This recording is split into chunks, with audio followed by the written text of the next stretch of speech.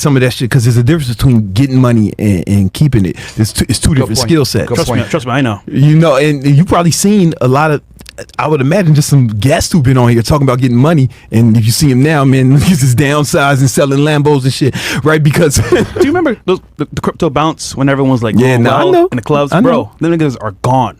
Some of them are in jail, by the way. But no, I mean, because getting money and maintaining it are two different skill sets. Yeah, right. Facts. And they don't mean the same thing. And there's a lot of lessons in there in my dad's. You know, losing my dad. When you lose, don't lose the lesson. You know, and what he got in. Okay, he stopped doing the things that got him there. Right, he was working really hard, hustling, and he ran a sales business. If I'm not mistaken, he was sales. Guys, it was legal. It wasn't for those that are thinking like it was legal. I mean, he was a fucking gangster nigga before that shit. Like he was in gangs and shit. He never met his parents. You know what I'm saying? Like he was an orphan, and he just grew up like literally on the streets and shit. Like he was like a fucking full blown gang member, gang leader, shit. And then he started to figure it out. Probably once disciples or something. I don't want to say. But, that's fine. I don't want to say no thank you. GD or no, BD, one of the two. And because no, fuck that shit. Yeah, I got to go back. Yeah. And, I understand. But when I was born, he started taking life seriously. You know, and then but once he got it, he's still a street nigga. You know what I'm saying? So like he didn't learn how to keep it. He started investing into some of the shit. I'm not investing. He started like indulging in the fruits of his labor. Gotcha. You know what I'm saying? One of the big things was gambling. You know, like he's gambling his ass off, you know, and he lost literally all the money, man. All the money. And then I gotta be careful how you say it. He voluntarily left Earth, you know, when I was like in my early 20s.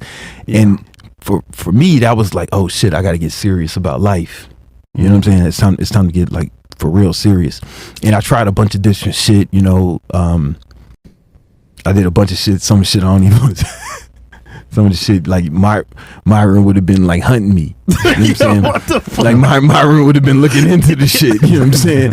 Like, you know, because I was just trying to come up, you know, and no Diddy shit, right? Oh no Diddy shit, no, like that. Just clarifying for the audience. Oh yeah, no. It was like I used to live in New York, but I lived in Miami for like a year in like 2007, and I would go up and down I-95 from New York to Miami, if anyone could read between those lines, you know.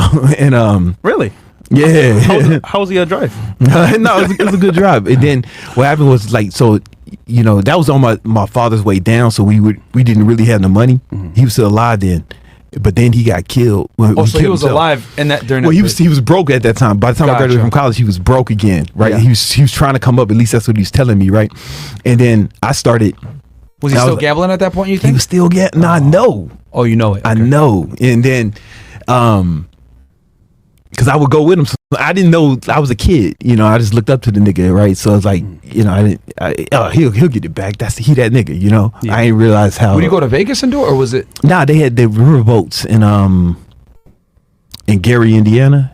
Or like right outside Chicago. Oh. Yeah, from the south side you can drive to Gary or like Indiana, hour, right? It's not less that far. than that. You know what I'm saying? It's quick. It's just right over the border, and you can gamble. Yeah, you can gamble. So he used to go over there. Okay. And then Gary, Indiana's tough, bro. So I was like, I was doing a lot of different shit. You know what I'm saying? And so right after college, I was training people, and I was doing modeling. I modeled for Nike, Adidas, Pumas, but they don't pay a whole lot, right? But I was like, oh, I know what to do with this money, and that's when I came to Miami, and I would go back and forth. You know what I'm saying? Like, so you get paid. I invested it. Yeah. I invested the money into an asset class. I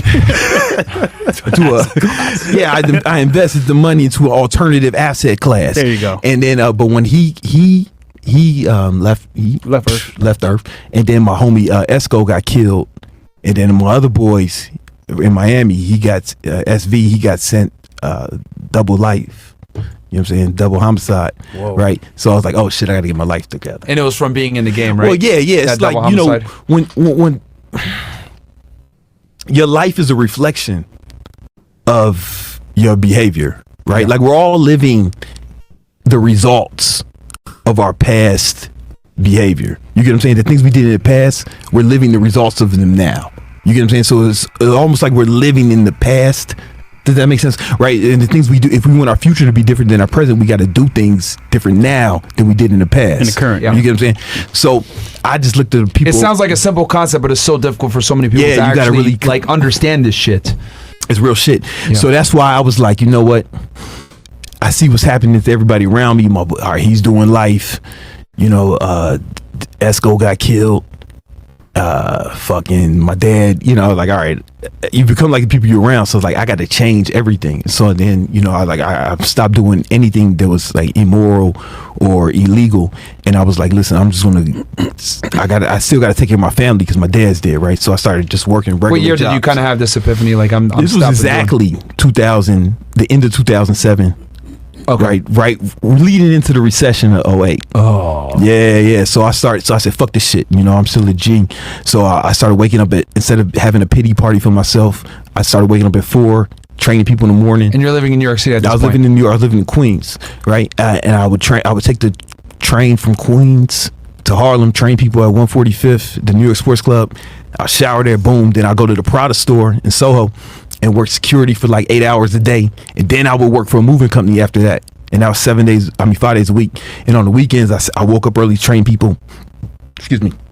And then I managed a restaurant in Queens on Steinway Street. I was a weekend manager after that.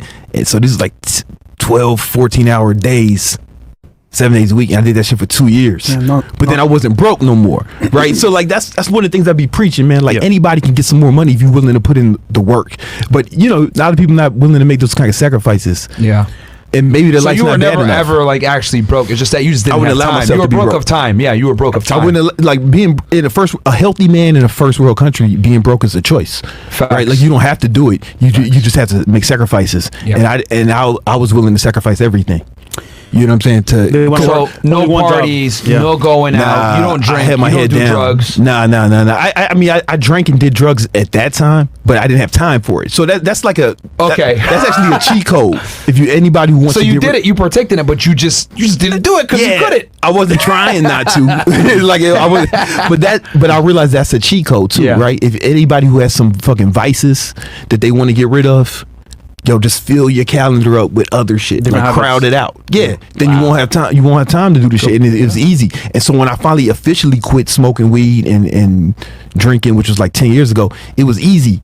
Because I never really had a bunch of time for it by choice anyway. And it's funny, people have one job, and then once they get off work, they got all that free time. You had like what, 2-3 jobs back to back? Yeah. So you had no time at all to mess Yeah, around. no time to fuck around. But What does it say? Idle hands lead Do to devil's work. I made $100,000 each year doing those things, those jobs, In or 2007. close to it during the recession. That's what I'm Yeah. saying. You can outwork poverty if you got enough energy and if you got enough 100K, gumption. New York City, 2007. That's pretty fucking That's good, not man. bad. That's That's pretty not fucking bad, good. right? And and the way you get rich is you got to make more money than you spend and invest the difference. You Yep. do that over a long enough period of time, you'll have some bread, right? Compound interest, right? So I was still living in Queens. But I anyway, like that. Say that one more time for the people because that really is the formula. that's the It's formula. good. There's Can you nothing say else one more- to it. Yo, Yeah. you make more money than you spend and invest the difference. Boom. Over a long enough period of time, you'll have some bread because of compound interest. Especially if you put into asset classes that appreciate over time. Yeah, and that could be real estate. It could be the stock market or your own business. Yep. Right. If you try to put it into your side hustle. And the beauty is your net worth can go up. While even if you make less money, if you put your money into the right assets. Exactly. That's why like you see me like flexing now, but it's like it was years. Like if you go watch my old YouTube videos from 10 years ago, I'm wearing Apple Watch. The most expensive shit I got on is some Jordans. Yep. You know, because and that's it. Some Jordans, Apple Watch, no shirt, and, and living in Queens, right? But I was stacking bread and investing it.